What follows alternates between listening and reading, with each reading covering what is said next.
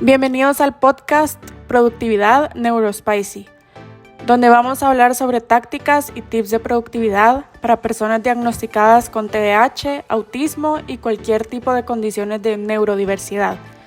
En cada episodio vamos a entrevistar a invitados con experiencias vividas de neurodiversidad, que también tienen una productividad, hábitos y una rutina sólida que quieren transmitir lo que han aprendido a ustedes, nuestra audiencia sabia y benévola. Este podcast es gracias a FocusBear, una aplicación que busca ayudar a estas personas a cambiar sus hábitos y ser más productivos. Hola, les damos la bienvenida al episodio 7 de Productividad Neurospicy. Estoy muy feliz de tener en esta ocasión como invitada a Nicole Montano. Ella es licenciada en psicología, tiene una maestría en psicología clínica y psicoterapia, también un diplomado en terapia cognitivo-conductual para trastornos por ansiedad y ha realizado distintos cursos sobre neuropsicología y tratamiento de trastornos mentales desde diferentes enfoques clínicos. Nació en México y creció en El Salvador. Actualmente brinda psicoterapia a nivel internacional, siendo su principal enfoque el tratamiento de ansiedad, depresión, estrés crónico, manejo de emociones, prevención del suicidio, entre otros. Así que seguramente vamos a aprender muchísimo contigo, Nicole. Bienvenida. Muchas gracias, Andrea, por la invitación. Es un honor para mí estar aquí el día de hoy y pues poder compartirles un poquito de todo este conocimiento desde mi experiencia con la neurodiversidad. Muchas gracias. Gracias a ti. Y si gustas, para empezar, ¿nos puedes comentar tu experiencia personal con la neurodiversidad? Sí, pues realmente yo creo que nunca había hablado de esto antes, más que con mi psicóloga. Así que voy a tratar de no extenderme mucho, pero creo que el contexto es muy importante para el mensaje que quiero plasmar pues, al final de este podcast, de este episodio. Entonces, pues yo fui diagnosticada con ansiedad social a los 23 años, apenas hace 2 años, tengo 25. Entonces, pero esto no quiere decir que antes de esto yo no viviera con este trastorno por muchos años. De hecho, fueron casi 10 años que yo estuve pues experimentando la ansiedad social sin saber realmente con certeza lo que era. Hasta que ya estudié la carrera, como que fui entendiendo mejor, sin embargo, no había tenido la oportunidad de tener una atención psicológica y por lo mismo no sabía, pues, que si realmente yo tenía un trastorno de ansiedad social, pero como que fui identificando muchas por ejemplo, de la sintomatología. Pues realmente todo empezó alrededor de los 13 años. Yo me acuerdo que estaba en 7º grado y ahí fue que empecé a tener muchos síntomas. No quisiera decir que de la nada, sino que poco a poco me imagino que hubo diferentes estresores que a lo largo de mi vida he ido como tratando de entender por qué se detonó esta ansiedad. Entiendo que hay un factor genético, pero también pues intervienen otros factores externos, ¿verdad? Entonces yo me acuerdo que era una niña siempre he sido introvertida, pero no tenía dificultades en situaciones sociales. Yo podía exponer antes de mis 13 años, que claro, era pues una enseñanza básica, a lo mejor no eran exposiciones así súper como profesionales o de ese tipo, pero yo no tenía ningún problema, me acuerdo perfectamente, hasta que un día empecé a tener como más esta sintomatología de ponerme nerviosa a un punto que ya no era normal, como que yo fui identificando que ya no eran nervios normales. Encima empecé a tener pues palpitaciones, sudoración, se me ponía la mente en blanco, me paralizaba y es una lista interminable, diría yo, de síntomas que fui experimentando cada vez más. Al inicio como que era leve, pero se fue intensificando y yo realmente no sabía, no tenía la menor idea de lo que era la ansiedad. De la ansiedad supe años después. Entonces para mí era como que no entendía qué estaba pasando. Yo estaba en una etapa, pues empezando la adolescencia, que es para mí, según mi opinión profesional, la adolescencia es la etapa más complicada. Entonces fue un golpe muy fuerte para mí y sobre todo porque no se hablaba de salud mental, no se hablaba de ansiedad. Entonces yo me acuerdo que empecé con esto y dije, bueno, se me va a ir pasando, no sé qué me pasa, pero como que no le di mayor importancia. Sin embargo, un spoiler es que la ansiedad no se puede, y muchos trastornos o situaciones de este tipo no se pueden ignorar como para que desaparezcan. O sea, realmente, si no hay un tratamiento, lo único que va a pasar es que esto va a crecer y va a empeorar. Entonces, para mí fue muy difícil porque no tenía la menor idea, ¿verdad?, de todo esto. Entonces me acuerdo que pasó el tiempo y como que llegó un punto que yo ya no podía hablar, o sea, en momentos que me tocaba leer en las clases un libro o lo que sea, pero leer en voz alta o exponerme o pararme enfrente de todos, yo sentía que me paralizaba y llegué a un punto que trataba de evadirlo todo el tiempo, entonces era un estrés constante de estar huyendo de las exposiciones, me iba a encerrar al baño, empecé a hacer conductas que ya no eran sanas y también yo era muy perfeccionista, cabe mencionar que siempre fui una estudiante muy aplicada, de 9, 10, siempre era la que se sentaba hasta adelante, la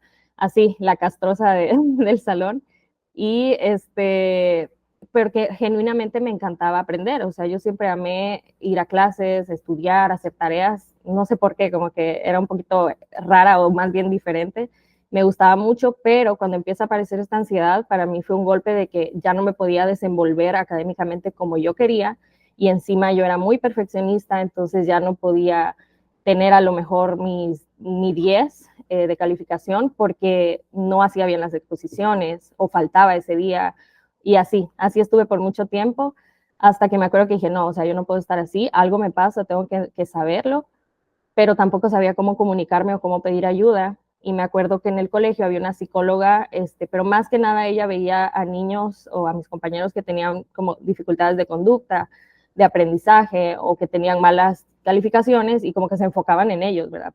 Para ver qué estaba pasando, ayudarlos. Y como yo aparentemente todo estaba bien porque sacaba 9, sacaba 10, como que yo creo que nadie se imaginaba que yo estaba viviendo todo esto y tampoco yo sabía cómo exteriorizarlo.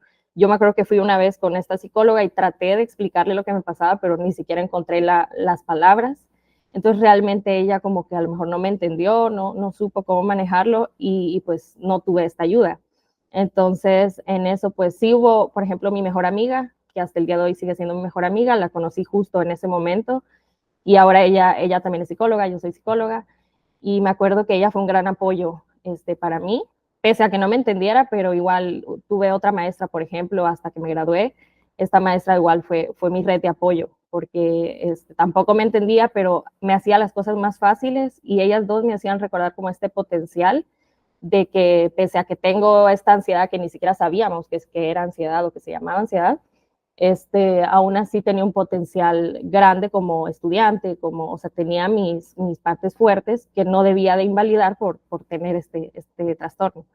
Entonces, así estuve un tiempo hasta que me acuerdo que un día, gracias a Dios, yo creo que esto fue como una fortaleza mía, el que siempre me ha gustado investigar, como que soy muy curiosa, me gusta estar leyendo y así, y me puse a investigar en internet, como por qué me paralizo cuando me paro frente a un público, como cositas así, y aunque había muy poca información en internet, encontré como un blog donde habían personas de todo el mundo que ponían lo mismo, así como que, ¿por qué me pasa esto? Y como que los síntomas eran iguales, o sea, de todo lo que yo estaba sintiendo. Entonces ya dije, bueno, a lo mejor no soy la única, hay más personas que lo viven. Y ahí por primera vez leí el término de ansiedad o sea, en el sentido clínico, el trastorno de ansiedad y la ansiedad social. Entonces me acuerdo que me puse a investigar específicamente sobre ansiedad social y me acuerdo que imprimí toda la información que encontré, que no era mucha, imprimí así un montón de hojas, era como un grosor así de hojas de toda la información y la llevé al día siguiente al colegio y se la enseñé a mi mejor amiga. Y le dije, Mariana, creo que ya sé lo que tengo, o sea, creo que sí tengo algo que existe, que no estoy loca. Y me acuerdo que hice que lo leyera todo y me dijo, ok, pero no entiendo por qué estás feliz por tener ansiedad, o sea, porque mi reacción era como de felicidad de que al fin sabía pues, lo que tenía. Y le dije, no estoy feliz, o sea, y me acuerdo así literalmente las palabras que le dije de que no estoy feliz por tener ansiedad, sino que estoy feliz porque al fin sé que lo que tengo tiene nombre, que no estoy loca, que no soy la única, que hay más personas en el mundo que lo viven y que de cierta forma tengo esperanza de que haya algún tratamiento o algo que yo pueda hacer. Claro que no me autodiagnostiqué, o sea, yo por lo menos ya tenía como que un parámetro o un indicador de lo que estaba viviendo, pero me hacía falta pues esta atención psicológica, que lastimosamente la salud mental y la psicoterapia no debería de ser un lujo, pero sí, a veces sí, pues en este mundo sí es un lujo para muchas personas porque no todos tienen acceso tan fácil, ¿verdad? Entonces, en ese entonces yo no tuve tampoco, mis papás siempre me han apoyado, pero yo nunca supe cómo decirles, me está pasando esto en el colegio, porque ni siquiera sabía cómo, si no se lo pude explicar a la psicóloga, o sea, a mis papás tampoco se los pude decir, entonces yo creo que ellos no, a lo mejor no se dieron cuenta, sin embargo, ya más adelante sí me apoyaron, pues, en esta parte. Luego me acuerdo que esto para mí, o sea, esta anécdota de descubrir que a lo mejor yo tenía ansiedad fue como que mi motor que me impulsó a estar aquí el día de hoy, porque todos esos años, desde los 13 años como hasta los 18, yo estuve en constante estrés tratando de sobrevivir con esto sin saber qué herramientas usar, cómo manejarlo, sin siquiera entenderme a mí misma. Entonces, y no había nadie a mi alrededor que lo viviera, entonces no tenía cómo desahogarme tampoco. Entonces, me acuerdo que empecé a investigar sobre la psicología, me llamó muchísimo la atención y sí, a raíz de eso yo dije, yo quiero ser psicóloga.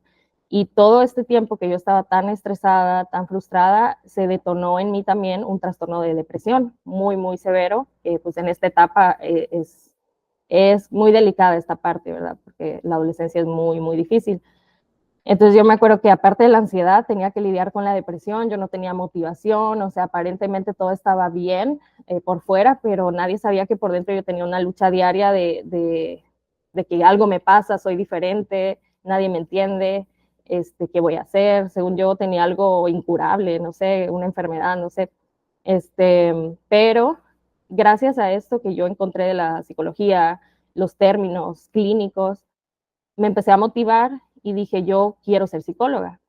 Y me acuerdo que llegaron de la universidad de la que me gradué, de la Anáhuac, llegaron a El Salvador a promocionarlo y mencionaron que ofrecían becas académicas. Entonces, desde ese momento yo dije, yo voy a aprovechar que con mi poco esfuerzo, bueno, bastante esfuerzo, he logrado seguir teniendo buenas notas con mi ansiedad presente y voy a conseguir esa beca y me voy a ir a México, aparte de que como nací en México, tengo mis documentos y mi acta de nacimiento, mi todo. Entonces, también era como una manera más fácil de lograrlo, ¿verdad? Entonces, dije, yo me voy a ir y voy a conseguir esa beca y voy a cumplir mi sueño de ser psicóloga. Y sí, me gradué, conseguí la beca académica del 70%, eso me permitió irme con más facilidad y pues ese fue como un cambio totalmente en mi vida, como un renacer, el poder irme a México, mi vida siento que mejoró mucho y aparentemente mi ansiedad bajó bastante. Yo creí en ese momento que mi ansiedad había desaparecido. Y spoiler, la ansiedad no desaparece, nunca. O sea, más bien aprendemos a vivir con ella y afrontarlo y ser funcionales, pero el que yo dejara de experimentar ansiedad, para mí fue como, ay, fue un milagro y me curé solita, o sea, quién sabe cómo. Y no, los primeros años fueron fáciles porque yo estaba cumpliendo mi sueño, estaba en un lugar que me encantaba, me enamoré de México, pues me gustaba la universidad, yo digo que el amor de mi vida es mi carrera, o sea, yo me enamoré completamente desde la primera clase hasta la última. Y evidentemente el estrés era menos, entonces cuando tenemos algún trastorno o alguna situación de este tipo, el estrés siempre es un detonante para que sea más difícil y que se presenten los síntomas y todo esto. Entonces, si hay menos estrés, probablemente no lo experimentemos tan fuerte, ¿verdad? Entonces, como yo tenía menos estrés los primeros años, la ansiedad, de verdad, yo podía exponer, yo podía... Las llamadas telefónicas, por ejemplo, siempre fueron un reto. Para mí, yo no podía hablar por teléfono, me daba ansiedad feo. Entonces, hasta la fecha no me gusta, pero pues ya lo puedo hacer. Pero sí me acuerdo que lo pude manejar muy bien, creyendo que ya me había curado mágicamente, hasta que el último año se detonó muchísimo estrés en mi vida porque empezó la pandemia en mi último año de universidad. También tuve varios problemas personales, estaba sola, mi familia estaba lejos. Entonces ahí sí como que se detonó esta ansiedad, pero 3 veces peor que antes. O sea, ahorita sí ya fue mal al punto que, o sea, ya no era funcional. Y me acuerdo que Bueno, de alguna forma salí adelante porque seguía sin poder pagar, por ejemplo, pagarme un psicólogo, pero en la universidad sí empecé a ir a como consejería psicológica, que no es lo mismo, pero de alguna forma me ayudó. Y me acuerdo que así como pude, me gradué. También aprendí, porque yo era muy perfeccionista, de que si no sacaba 10, eso era igual a no ser productivo y a no ser exitoso. Entonces aprendí que eso no era así, que una calificación no te define, y que por mi situación, pues también evidentemente académicamente yo empecé a bajar, mi concentración se vio muy afectada, mi atención, mi memoria, empecé a tener dificultades de aprendizaje. Mi sueño, yo lo descuidé tanto que yo me acuerdo que en el colegio me desvelaba muchísimo, iba con 1 hora de sueño al colegio porque solo me concentraba durante las madrugadas. Entonces, esto te cobra factura en algún punto. Y yo me acuerdo que empecé a tener trastornos del sueño en la universidad. Y luego, hasta que me gradué, yo me prometí no atender pacientes hasta yo estar bien conmigo misma, o sea, hasta yo sanar y atenderme para poder ayudar a otros, porque si no, ¿cómo iba a hacerlo? Entonces, con mi primer sueldo, empecé primero a trabajar dando como asesoramiento educativo o escolar a niños. Y pues con mi primer sueldo pagué mi psicóloga y ahí inicié mi proceso, que fue pues un cambio total. Luego la psicóloga me refirió con un psiquiatra porque ya había un desbalance a nivel cerebral de estos neurotransmisores, que pues por eso estaba deprimida, con ansiedad. Entonces necesitaba regular la parte a nivel cerebral, ¿verdad? Entonces empecé la medicación, estuve un tiempo medicada y yo digo que tanto la psicoterapia acompañada con la medicación me cambiaron la vida completamente y puedo decir que hoy ya estoy muchísimo mejor, no tengo la vida perfecta, no estoy completamente curada porque te digo que no es como que se cure, pero aprendí y desarrollé las herramientas para enfrentar pues, mis dificultades y las situaciones sociales, porque te digo, es ansiedad social, que básicamente es este miedo irracional a la crítica, a situaciones sociales, y aparece toda la sintomatología que te digo, al punto que yo sentía que me iba a desmayar en las exposiciones, me tenía que sentar, sentía que iba a vomitar. Se junta tanto síntoma físico que uno solo piensa en cómo sobrevivir y se te olvida todo lo que ibas a decir, pese a que yo me preparaba con tiempo y todo. Entonces todo esto era súper estresante y la universidad también me ayudó, la carrera, a desarrollar técnicas, herramientas, pero no es lo mismo a ir con un psicólogo. Entonces, ya que tuve mi tratamiento, mi diagnóstico, eso me ayudó bastante y bueno, ya para no hacerlo tan largo, este es un pequeño paréntesis que también me diagnosticaron, fui con una neuróloga muy buena en El Salvador, porque pese a que yo tenía ansiedad social, yo siempre he temblado mucho y yo creía que era por la ansiedad, porque un síntoma es el temblor, pero ¿qué pasa? Hay momentos que yo no tengo ansiedad, o sea, que mi ansiedad está tranquila, que estoy solita, no estoy expuesta a ninguna situación social, y aún así estoy temblando. O sea, si yo trato de hacer movimientos de motricidad fina, como enhebrar una aguja, escribir, llevar una cuchara a la boca, cosas así, tiemblo mucho y estoy acostumbrada hasta el día de hoy que todos me lo digan siempre, de que por qué estás temblando tanto y por qué, y a veces hasta burlas, que ahora ya no hasta yo me río y me burlo de mí misma, pero antes sí me afectaba. Entonces estuve años así también como desde la adolescencia, creyendo que era por la ansiedad, hasta que empecé a tratar la ansiedad y el temblor seguía y seguía y ya llegó un punto que ya no podía escribir a mano.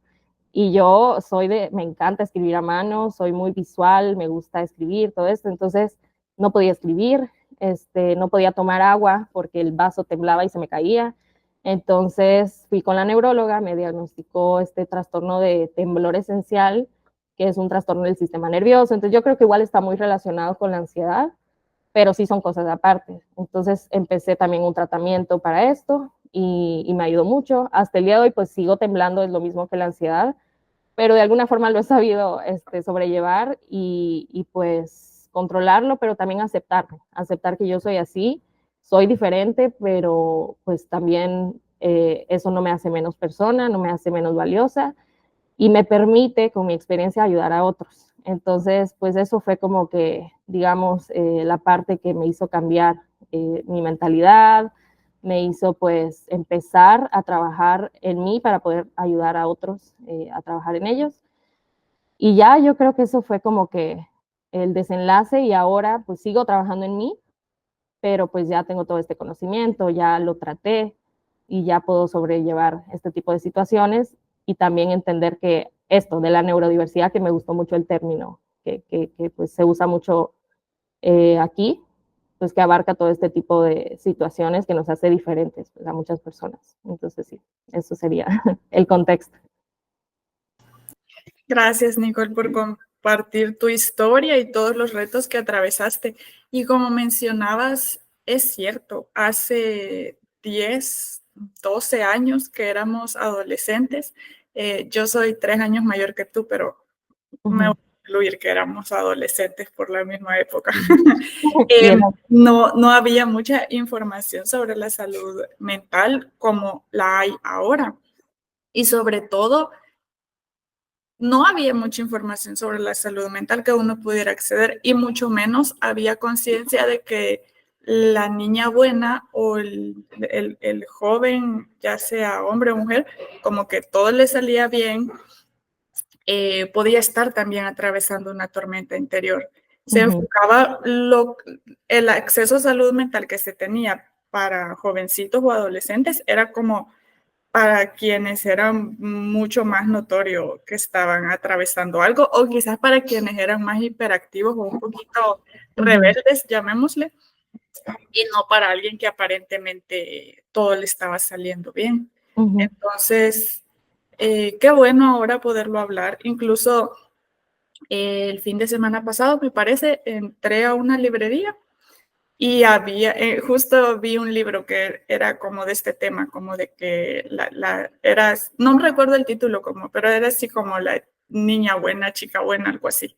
Y era enfocado para como estas situaciones en que como que todo te sale bien, pero, o sea, también estás viviendo una tormenta interior. Y es, no sé, raro, porque es como un ciclo vicioso de que el perfeccionismo te genera ansiedad y te genera estrés, pero la misma ansiedad, estrés te impide hacer ciertas cosas. Entonces es una lucha interna que pues me alegra mucho que, o sea, desde pequeña no te diste por vencida por los medios que tuviste hasta descubrir un nombre de qué era lo que te pasaba y luego ahora como adulta pues lo trabajaste y ya tienes las herramientas. Sí, sí, así es. Igual eso es súper interesante, como no importa pues si la persona es parte de esta comunidad neurodiversa o neurodivergente o neurotípico. Todos somos humanos y padecemos, pues podemos tener 1000 problemas internos de los que nadie sabe si no lo comunicamos y nadie tampoco es adivino, pero por eso hay que como fortalecer esta parte de la empatía en general, porque no sabemos las batallas internas que están teniendo las personas alrededor, por más que parezca que tengan la vida resuelta, que se vean felices, que tengan, no sé, incluso ahora con las redes sociales, que se ve todo muy bonito de la vida de los demás, pero no sabemos realmente lo que están viviendo. Por eso yo creo que la empatía es lo que más hay que trabajar en este mundo, porque pues sí, nunca sabemos lo que los otros están pasando. Sí. Claro, y sobre todo porque en redes sociales solemos compartir la parte bonita de la vida. Y mencionaste que te pusiste de propósito no atender pacientes hasta que te sintieras bien contigo misma y sanaras esa parte. Entonces, si nos podrías compartir en qué trabajas actualmente, si ya lo lograste o si sigues trabajando en esa parte interna. Sí, pues realmente en cuanto me gradué fue que yo empecé a trabajar, que no era lo mismo, o sea, yo no estaba dando, por ejemplo, terapia emocional o esta parte porque yo sabía que yo tenía que trabajar la mía. Entonces lo que hacía era más un acompañamiento académico con niños y mientras estuve así, no sé cuántos meses fueron, pero unos cuantos meses, fue que yo tuve, creo que fue alrededor de 8 meses que estuve con este tratamiento, tanto psicológico como psiquiátrico. Y al haber también psicofármacos de por medio, esta medicina, como que se volvió un proceso más breve, porque pues estaba teniendo esa ayuda a nivel cerebral, pero también el enfoque terapéutico es muy importante. Y yo creo que trabajar la parte cognitivo-conductual, que es un enfoque de los muchos que hay en la psicoterapia, ese es un enfoque más breve que otros. Entonces no me llevó tanto tiempo, pese a que estuve como, no sé, 13 años viviendo con esta ansiedad. Aún así, en pocos meses, como también yo tenía la disposición de trabajar en mí y de verdad me llevó muchísimo trabajo, esfuerzo, recaídas, pero estas ganas de salir adelante y proponerme mejorar, me ayudó a que en este breve tiempo pudiera yo sanar, digamos, a ganar la parte emocional y aprender a sobrellevar el trastorno de ansiedad social. Y con esto ya como que me fui aventando a atender pacientes. Al inicio empecé, actualmente estoy dando psicoterapia en modalidad virtual. Así empecé también. Veía algunos niños presencial, pero este, más que nada fue virtual. Luego, como yo viajaba mucho a El Salvador, México y así estaba, yo siempre tenía en mente que yo quiero vivir en México. Actualmente aquí estoy, pero pues viajo seguido a El Salvador porque quiero ver a mi familia y así. Entonces la modalidad virtual me permite hacer eso y también me permite ayudar a personas que a lo mejor están en otro país. No sé, por ejemplo, tengo un paciente en Inglaterra que no puede acceder allá al servicio de salud, pero de psicoterapia, pero y habla español. Entonces, pues me ayuda a ver ese tipo de pacientes sin importar dónde yo esté y dónde estén los pacientes. Entonces, como que me agarré de ahí. Aún así estoy trabajando pues en próximamente tener mi consultorio para también tener la psicoterapia presencial, pero sí empecé así poco a poco y tuve que tener otros trabajos que nada que ver con mi carrera porque también necesitaba este ingreso, ¿verdad? Entonces, pues yo no vivo con mis papás, sigo en la lucha de ser completamente independiente y es difícil estar en un país sola. Bueno, tengo aquí a mi novio, a su familia, que han sido un gran apoyo para mí, pero mi meta es pues, ser completamente autosustentable y todo esto, o sea, el tratar de iniciar desde abajo para tener tu consultorio y todo esto es muy difícil. Entonces, pues sí, daba mis terapias, pero también tuve que tener otros trabajos que la verdad no me gustaron, pero aprendí muchísimo. Estuve nada más un tiempo y hasta hace unos meses, inicios de este año, yo dije, ya no voy a posponer más mis sueños, que es, bueno, ser psicóloga y dedicarme completamente a esto, porque también me autosaboteaba mucho. Yo decía, no, es que a lo mejor no soy lo suficientemente buena, o a lo mejor pues mi ansiedad social me va a afectar, porque pues ser psicóloga y psicoterapeuta es estar en contacto, en frecuente comunicación con personas. Es una situación social, entonces cualquier situación social a mí me cuesta mucho trabajo. Pero como ya lo había sanado en terapia, ya lo había aprendido a sobrellevar, como que sí estaba dispuesta, lo empecé a hacer poco a poco, uno que otro paciente, pero pues también estos trabajos me quitaban mucho tiempo, o sea, era un trabajo de 8, 9 horas, me hacían hacer tiempo extra que a veces ni siquiera me querían pagar, o sea, era muy mal pagado, encima, yo estaba muy estresada y no era lo que yo quería. Entonces un día dije, ya no puedo más, renuncié y dije, no sé cómo voy a hacer porque pues sí necesito tener ingresos, pero empezar poco a poco con pacientes es un gran reto en esa parte.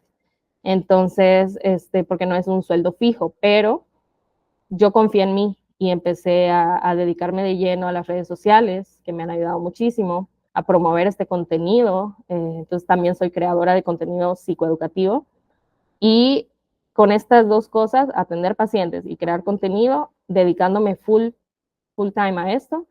Ya empecé, yo creo que en menos de un mes ya tenía pacientes fijos y hasta el día de hoy pues ya tengo mis pacientes.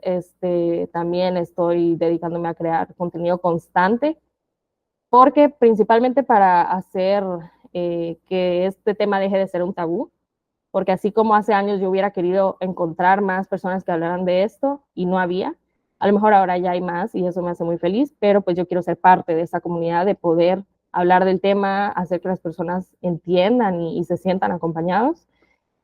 Y es un trabajo muy cansado, la verdad, estar buscando ideas, crear el contenido, grabarme, exponerme en redes sociales, más que nada en Instagram, pero ese es mi trabajo, básicamente, y pues atender a mis pacientes. A eso me dedico actualmente. Ok, ¿y tienes hobbies o pasatiempos? Sí, pues realmente me gusta mucho En mi tiempo libre me gusta mucho leer, más que nada, o sea, de psicología y así, pero como soy psicóloga, a veces siento que es demasiado y como que me canso. Entonces, me gusta también leer de otros temas, como más que nada, no soy tanto de novelas, me gusta mucho leer, por ejemplo, el tema del sueño, me gusta mucho, o sea, en general, trastornos del sueño, de los sueños lúcidos, hay una infinidad de temas relacionados al sueño que me encanta y tengo varios libros sobre eso. Me gusta leer sobre temas un poquito raros que no mezclo con mi carrera, que son como el esoterismo y así. Y me gusta ver series, películas, más que nada relacionadas a misterios del universo, extraterrestres, cosas así como que sí soy un poquito rara en ese sentido, pero me encanta. Y también bueno, me gustan mucho también los thrillers psicológicos o películas y series de suspenso psicológico, no sé, algo así.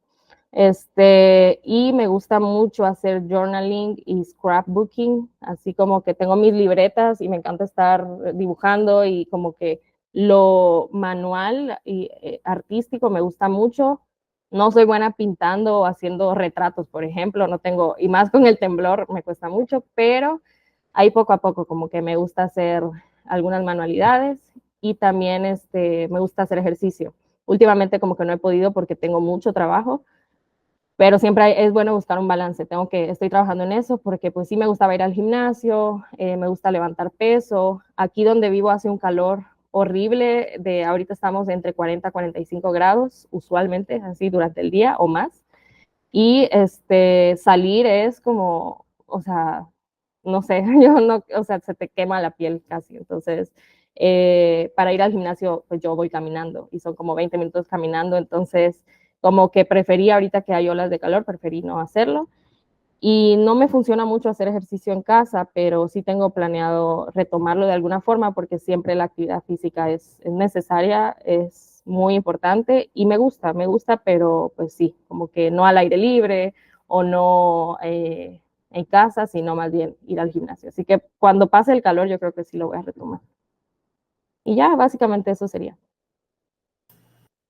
Claro, como tu trabajo, pienso yo que es muy agotador mentalmente. Entonces, y no sé si emocionalmente también, porque uno con su psicóloga o psicólogo, ¡prum!, descarga todo lo que está sintiendo.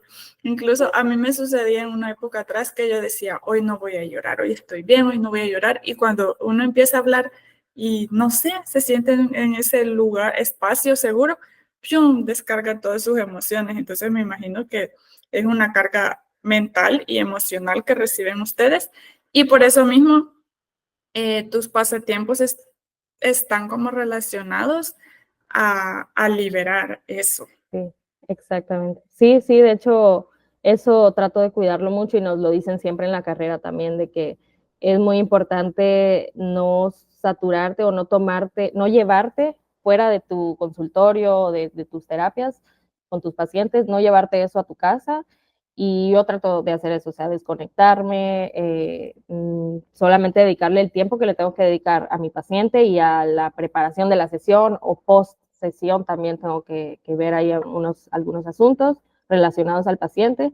Y sí, sí me ha pasado porque al final somos humanos, pese a que tratemos de no tomarlo personal, de no absorber todo esto, es difícil y es una lucha constante que al final yo termino muy agotada mentalmente, cognitivamente, porque sí, o sea, estar viendo pacientes y cada caso es diferente y cada caso, pues no los comparo, pero sí, cada uno tiene sus situaciones muy complicadas que yo tengo que manejar y absorberlo de cierta forma. Entonces, sí, sí trato de cuidar eso y yo creo que lo mejor para eso es el ejercicio, lo físico, porque a veces, ahorita que no he podido ir al gimnasio este último mes, termino cada sesión y me paro y me estiro y así, pero aún así llega el final del día y me siento como tensa, como que siento que necesito sacar toda esta tensión que viene desde la parte emocional que se va acumulando. Entonces también trato de sacarlo, pues por temas de confidencialidad no puedo ir con alguien y platicarlo, pero me ayuda mucho pues escribir en los apuntes pues, en las notas de cada paciente y pues tratar de despejarme con actividad física. Ahorita pues solamente estirarme, salir a lo mejor a caminar como cerquita o incluso adentro de la casa, pero sí es muy importante cuidar también esta parte del desgaste cognitivo, que al final te afecta también muchísimo físicamente. Sí, y perdón que mi mente se dispersa y no te lo dije hace unos minutos atrás, pero eh, felicidades porque como lo que nos has ido compartiendo y saber que te estás dedicando actualmente 100% a lo que desde el día uno supiste que era tu sueño y tu pasión, es algo que hay que celebrar. Y fue un camino como largo de seguir luchando, de incluso dedicarte a otras cosas, pero con la mente clara de cuál era tu objetivo y como te lo digo, es algo que hay que celebrar y de lo cual sentirse muy orgullosa. Sí, sí, muchas gracias. La verdad que sí, aprecio que lo validen, porque a veces siento que hay muchas personas que no lo ven o no ven este trabajo que hay detrás del esfuerzo de cada uno, ¿no? Entonces, sí, siento bonito cuando me validan en ese sentido, así que muchas gracias. Sí. ¿Tienes alguna rutina matutina o qué haces en las mañanas? Pues básicamente sí, yo soy mucho de rutinas, me ayuda a mantenerme, digamos, a ser más productiva y mantenerme como en este patrón de productividad. Básicamente yo me levanto alrededor de las 7, 8 de la mañana. Cabe mencionar que soy una persona nocturna, o sea, yo por más que trataba, y esto lo entendí con el tiempo y creo que es algo muy importante de mencionar, que levantarte temprano no es igual a ser productivo. O sea, hay personas que se levantan muy temprano a las 5 o 6 de la mañana o antes o no sé, y son muy productivas porque según su ritmo circadiano y su cronotipo, eso les ayuda. Pero todos somos diferentes y nuestro cerebro funciona diferente.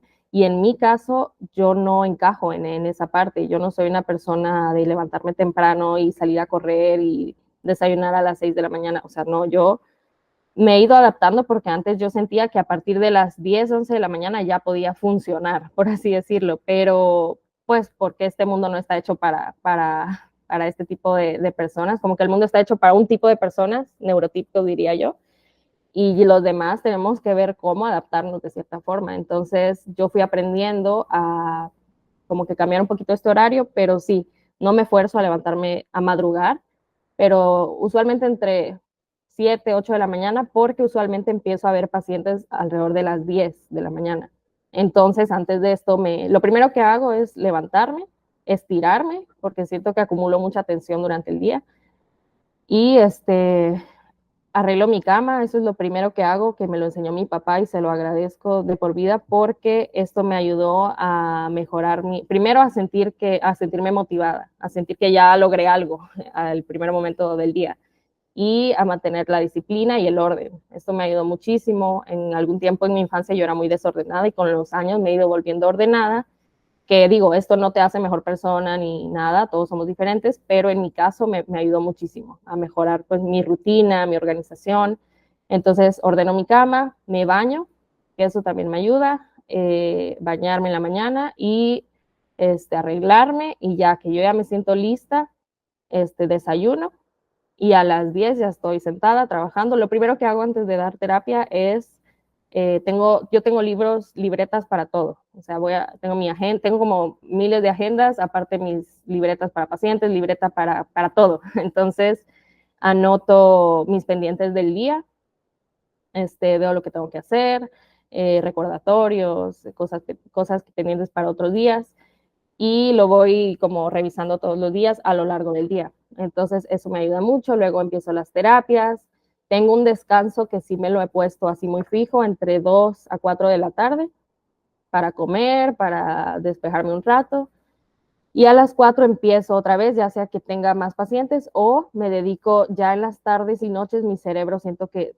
me concentro mejor, trabajo mejor. Entonces, de 4 a 8 de la noche, como que me dedico a redes sociales, o sea, a crear contenido para todo el mes, porque es un proceso de ideas, luego desarrollar las ideas, mucha investigación y pues establecer bien lo que voy a hacer, que si tengo que grabar este reel o crear este contenido, Y me gusta mucho la edición, toda esta parte, entonces prácticamente así es mi día. A veces sí termino un poquito más tarde, pero trabajo en eso porque, por ejemplo, tengo planes con mi novio en las noches a veces, que es el único momento que ya tenemos los dos libres, pero pues a veces sí tengo que ver cómo ajustar mi horario porque yo pudiera seguir trabajando hasta las 12 de la noche, pero sé que también tengo que descansar, tengo que dormirme no tan tarde, porque sí cuido mucho mis horas de sueño.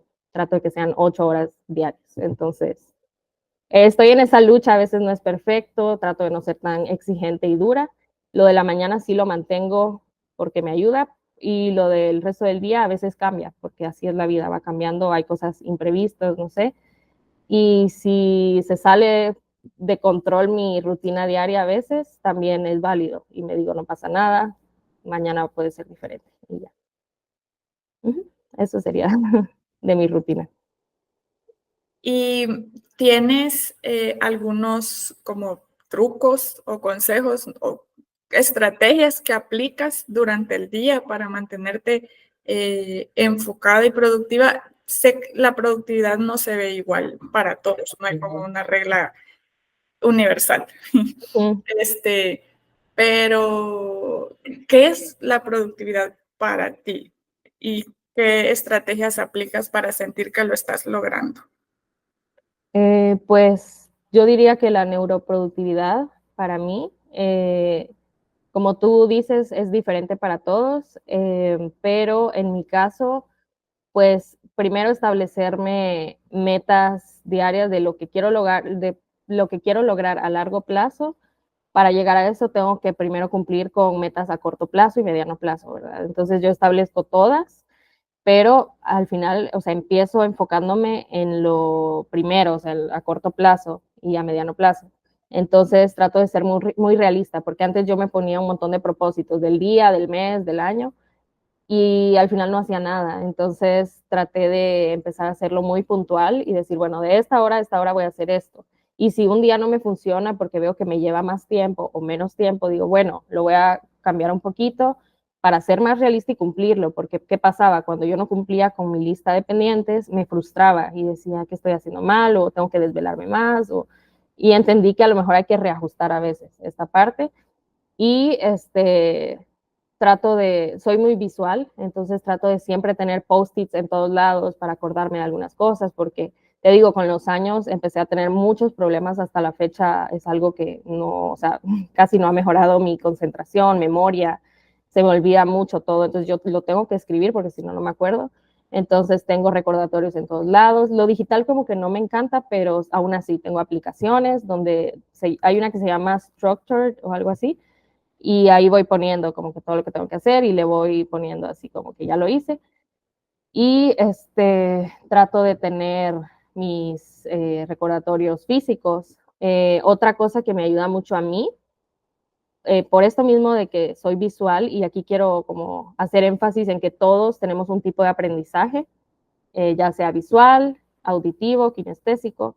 En mi caso, yo soy muy visual, entonces me agarro de ahí, sabiendo que es mi fortaleza, y aprovecho eso para mi productividad. Entonces, te digo, tengo post-its, tengo libretas, uso muchos colores, highlighters, diagramas, tablas, y esto me ayuda a mantenerme pues en esta productividad, y también el cuidar mi rutina, eso también me ayuda. Y otra cosita que a lo mejor a otras personas no les funcione, a mí sí me funciona, escuchar música cuando hago tareas que no requieren tanta concentración.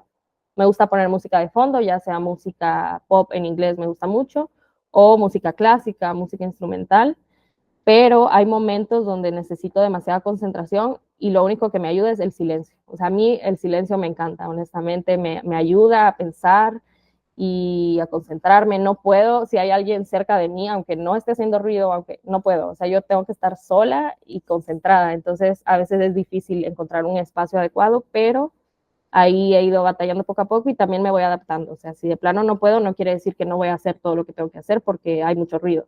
Trato de ponerme audífonos, poner ruido blanco o algo así, y ya esto me ayuda a cumplirlo, o sea, a cumplir mis metas del día. Gracias por compartir todas esas estrategias que tú ocupas, que pues seguramente a más de alguien le ayudarán. Yo también tengo varias libretas. Bien me ayudo un poquito con lo digital, pero sí, gracias por compartir esas estrategias. Este podcast llega a ti gracias a FocusBear, una app creada para ayudarte a mejorar tus hábitos y aumentar tu productividad. Fue diseñada por alguien con autismo y TDAH para ayudar a personas neurospicy. Además, se adapta a la población en general. La aplicación combina una guía de hábitos en tiempo real con el bloqueo de distracciones en todos tus dispositivos para que completes tu rutina matutina sin falta, hagas mucho en tu trabajo y te desconectes de la tecnología por la noche. Descubre más en www.focusbear.io. Bueno, estamos de vuelta con la siguiente pregunta para ti, Nicole, que es si hay algún hábito que te gustaría eliminar de tu vida. Pues realmente yo creo que a veces me obsesiono un poquito con las series, por ejemplo, y en general, como que soy muy obsesiva con algunas cosas y yo creo que todo en exceso es malo. A veces a lo mejor lo que hagamos no sea malo en sí, pero cualquier exceso es malo.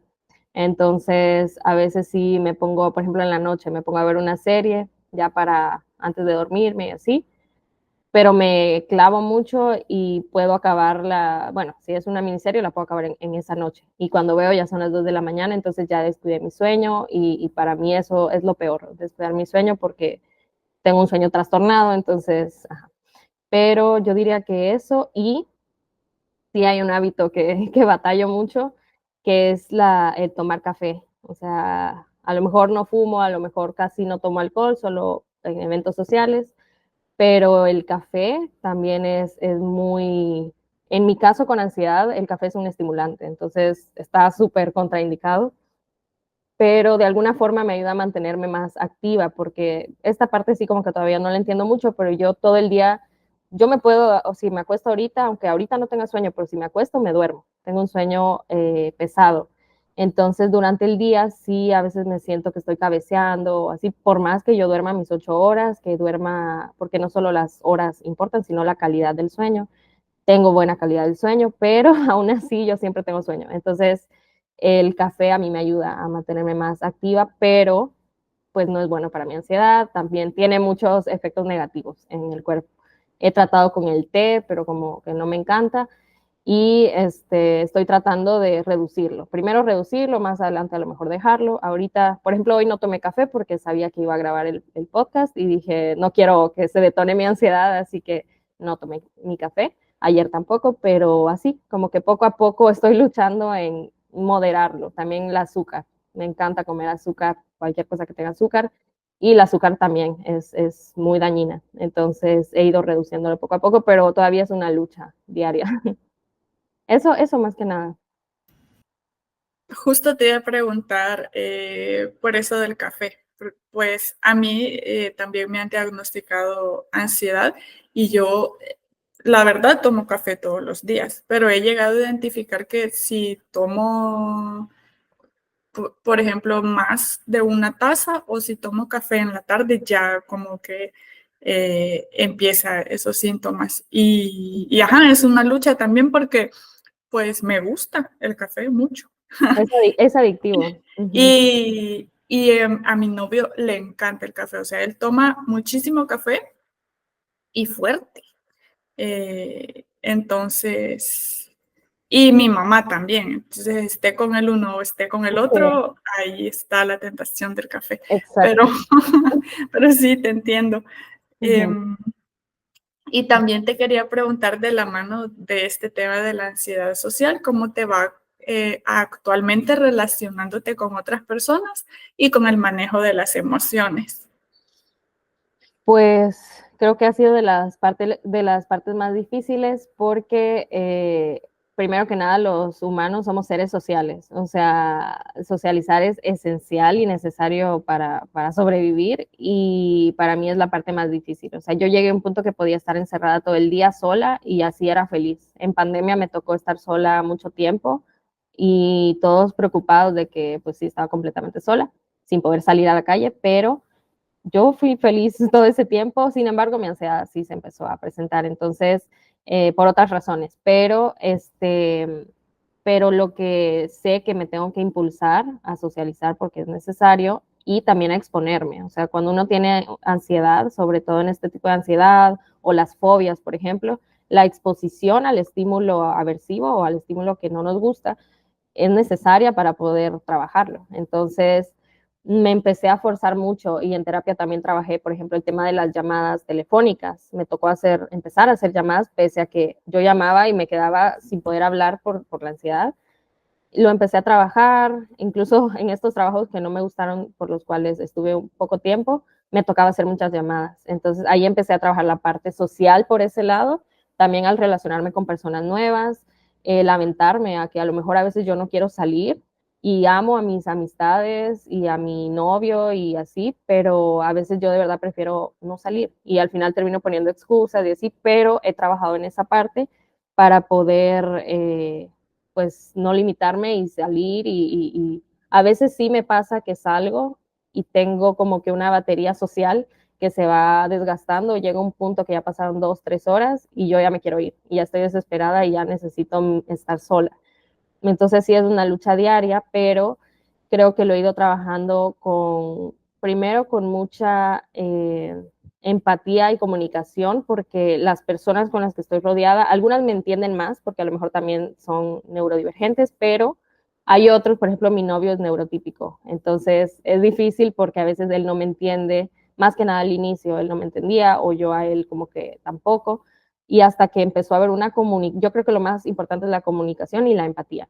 Entonces, empecé a comunicarle cómo me sentía, él empezó a entender. También yo digo, bueno, me pongo en sus zapatos y esto es algo completamente diferente para él porque él no lo vive.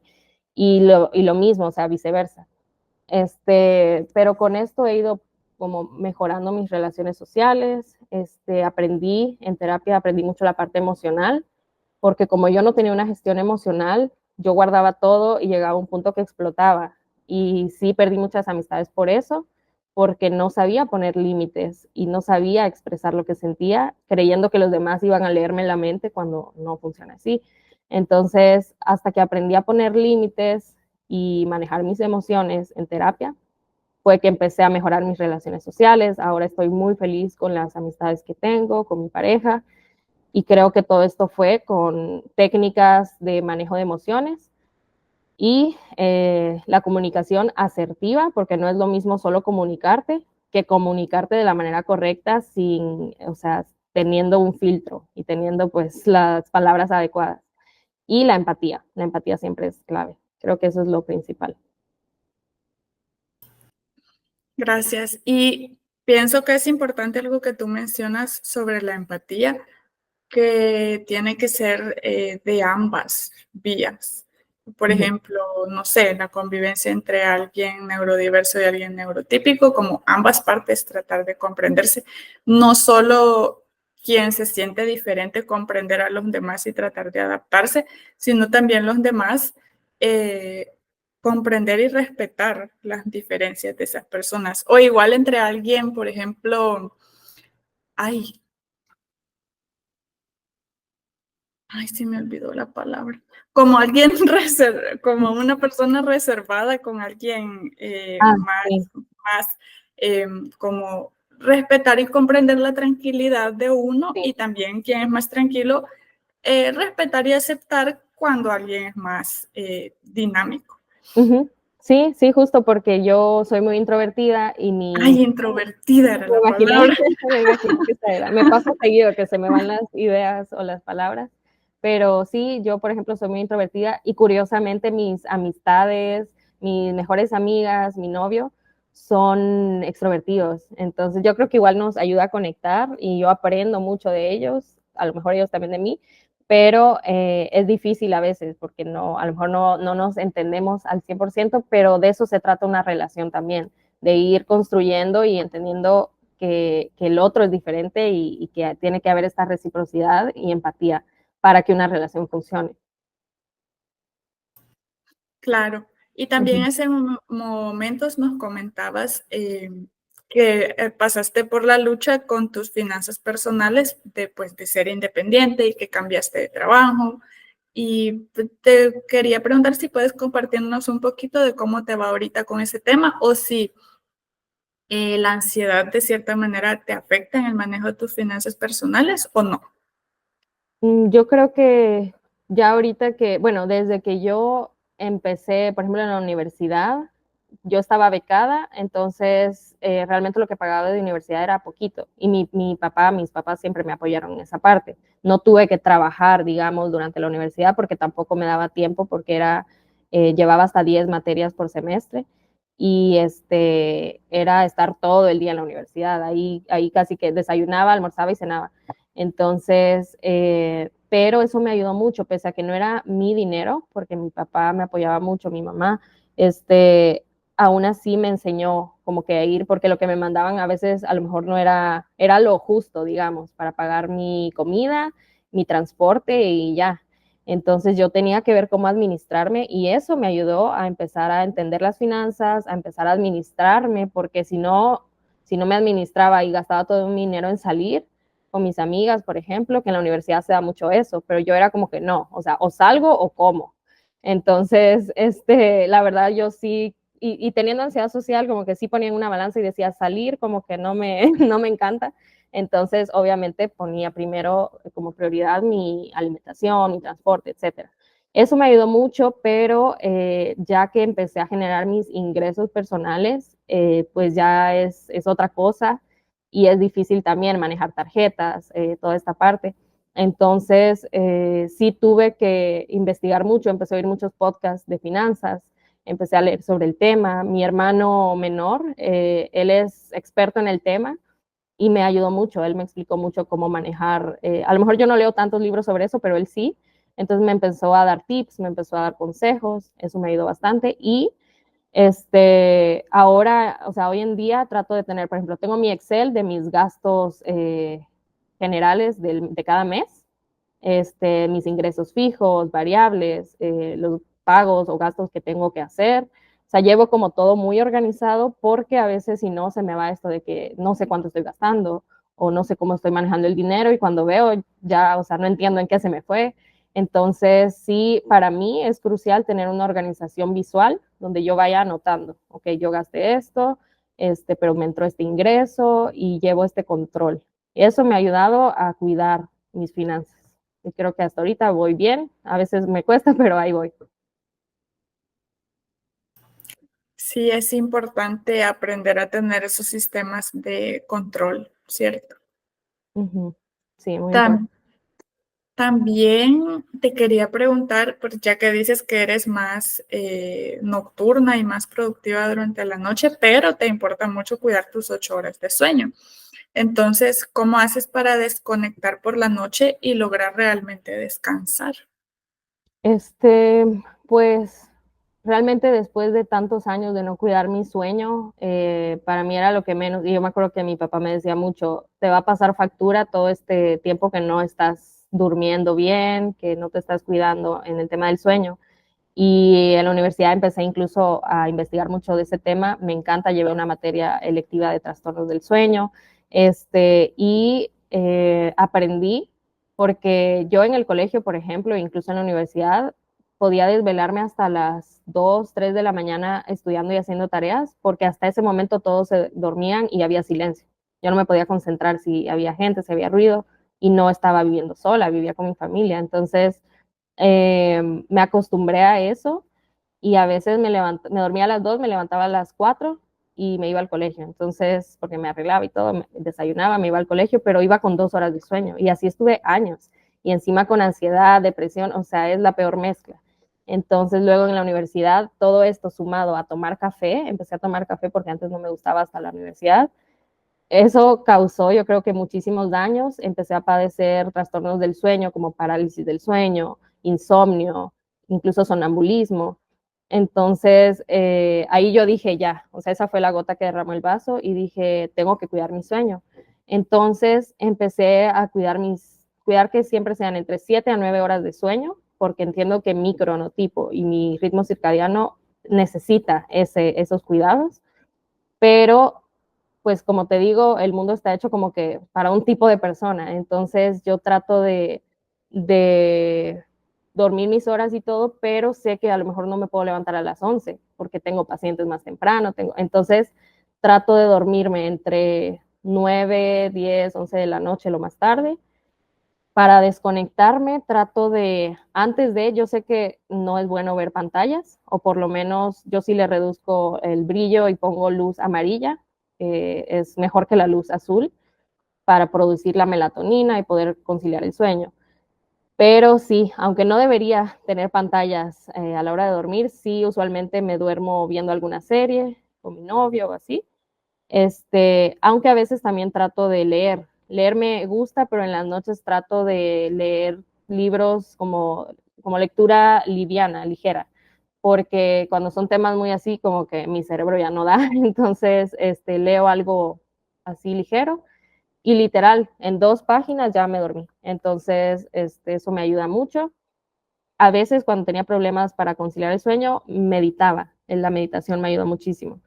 Y pues sí, más que nada eso hago y cuido que siempre sean mis 8 horas de sueño, 7 horas de sueño y mantenerlo así, o sea, porque podemos tener las mismas horas de sueño todos los días, pero a lo mejor un día te dormiste a las 7, otro día a las 10, otro día a las 12, una, y uno dice, bueno, pero dormí 8 horas, pese a que me dormía diferentes horas. Y eso no es bueno porque el ritmo circadiano, que es este reloj interno que tenemos, necesita una rutina de que me duermo a esta hora, me levanto a esta hora y mantenerlo así igual todos los días, incluso los fines de semana, para mantener una buena higiene del sueño y también cuidar tus horas de sueño.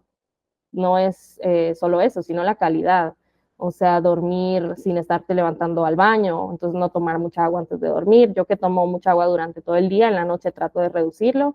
No hacer ejercicio por lo menos 2, 3 horas antes de dormir, porque pues eso te activa y entonces ya no es el mismo sueño el que vas a tener. Y cositas así, como consejos que para tener también una buena calidad, no solo cantidad de sueño. Eso me ha ayudado mucho a mí. Wow, hay muchas cosas que afectan o desordenan el sueño y no sé, hay un par que mencionaste que nunca había pensado que pudieran afectar. Por ejemplo, yo siempre había pensado que era importante como dormir entre X cantidad de horas, pero no, y sí había escuchado esto del ritmo circadiano, pero no como que había sido consciente de que hay que hacer también una rutina de siempre procurar dormirse y levantar a la misma hora para que pues nuestro sistema internamente se vaya acostumbrando a esta rutina y que sí sea un sueño de calidad y sano. Sí, Así que ya exacto. otra cosa que aprendí hoy contigo. Y te quería preguntar si hay algún otro recurso que nos quisieras compartir, algún libro, aplicación, filosofía de vida para aumentar la productividad o crear hábitos saludables. Sí, pues yo creo que en el tema, por ejemplo, de la organización y productividad, a mí, para las personas a lo mejor que no están acostumbradas, sí les recomiendo lo de levantarte y ordenar tu cama, aunque no te guste y así, aunque sea solo, yo tampoco la ordeno perfecto, pero por lo menos acomodo las sábanas y las almohadas y ya, no queda perfecta, pero sí la acomodo un poco. Eso te ayuda muchísimo a nivel psicológico a sentirte productivo y cumplir tus metas, sentir que ya hiciste un logro solo al despertarte. También el tema de las aplicaciones, ya sea si eres una persona visual en el sentido digital o físico, o sea, de tener en papel, digamos, tus listas, yo tengo, por ejemplo, aquí tengo un pizarrón, ay, ya me volteé, un pizarrón donde anoto como mis pendientes de cada 3 días, por ejemplo, para no tener como muy grande así el calendario. pero tener estas herramientas, apoyarte de eso, ver, identificar, yo creo que hasta en internet se pueden hacer tests de tipo de aprendizaje y basándote en tu tipo de aprendizaje, ver qué herramientas te pueden servir a ti, porque no todos somos iguales. A lo mejor esto me sirve a mí que soy visual, pero a una persona auditiva le puede ayudar otra técnica. Pero enfocarte en tu tipo de aprendizaje. Y también libros, pues yo leo mucho de psicología y así. Últimamente leo más que nada de tema de relaciones por mis pacientes, o sea, relaciones de pareja, rupturas, duelo, pero me gusta mucho también, y estos los leí hace mucho tiempo, como de superación personal y así. Yo creo que uno para mí que me cambió la vida fue el de los 4 acuerdos de Miguel Ruiz, creo que se llama el autor. Ese es mi libro favorito, me ha ido muchísimo. También hay otro que se llama La maestría del ser, también del mismo autor. Y La maestría del amor, que a mí en temas de rupturas que tuve en algún punto, eso fue lo que me ayudó muchísimo, porque te digo, a lo mejor no tenía el apoyo psicológico, pero leer libros de ese tipo me hizo entender bastante y yo creo que igual lo recomiendo, es del mismo autor, los 3 son de Miguel Ruiz. Y sí, pues a lo mejor hay otros libros que ahorita no recuerdo, pero en mis redes sociales creo que voy a empezar a recomendarlos también porque les puede servir a muchas personas. Gracias. Y ya que lo mencionas, ¿dónde puede la gente encontrarte? Bueno, estoy más activa en Instagram. Mi Instagram es @sic.nicolemontano. Se escribe PSIC.Nicole con una L y E al final, Montano. SIC Nicole Montano. Y también en TikTok tengo el mismo usuario. Tengo mi página web que también pueden visitar, es psicóloganicolemontano.com. Y en Facebook me pueden encontrar como psicóloga Nicole Montano. Pero más que nada estoy activa en Instagram. Ahí estoy subiendo contenido constantemente en la semana. Ok, gracias. Vamos a poner como en la descripción, ya sea en Spotify o en YouTube, todo esto para que la gente pueda seguirte y seguir aprendiendo más de ti. Y antes de, o sea, ya para despedirnos, ¿hay alguna frase o últimas palabras que quieras dejar de mensaje final? Sí, hay una frase que me gusta mucho, que yo siempre la aplico con mis pacientes y para mí y para todo en mi vida, que es que no somos lo que nos pasa, sino lo que hacemos con esto que nos pasa. Entonces, creo que es muy importante reflexionarlo. Y también, pues, me gustaría finalmente agradecerte a ti, a tu equipo por este espacio, por la oportunidad de hablar del tema, promocionar la salud mental y más el conocimiento de la neurodiversidad. Y pues también me parece una iniciativa increíble, tanto el podcast como la aplicación de Focus Bear. Y pues bueno, agradecerle a todas las personas que hayan llegado hasta el final. Espero que de alguna forma todo esto les ayude en algo. Muchas gracias. Gracias a ti por confiar en nosotros, darnos el espacio y por tener esta conversación conmigo. A mí personalmente también me ayuda porque aprendo y espero que más personas aprendan con nosotras. Así que gracias a ti. Bueno, muchas gracias.